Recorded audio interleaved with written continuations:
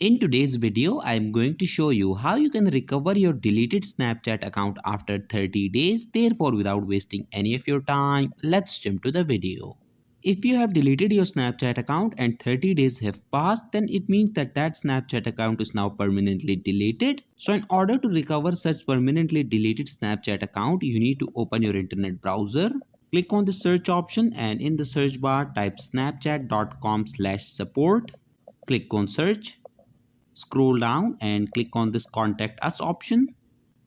Now select the second option that says I cannot access my account. Then select the first option. Scroll down. Now in order to recover your deleted Snapchat account, you will be required to fill out this form. So first enter your Snapchat account username. Then enter the email address that was linked with your Snapchat account that you deleted permanently. After that, enter the mobile number that was linked with your Snapchat account. And in this final description box, you need to briefly state the issue that you are facing. You have to provide the details why you deleted your Snapchat account and why do you want to recover it now. Once you have done that, click on the submit option.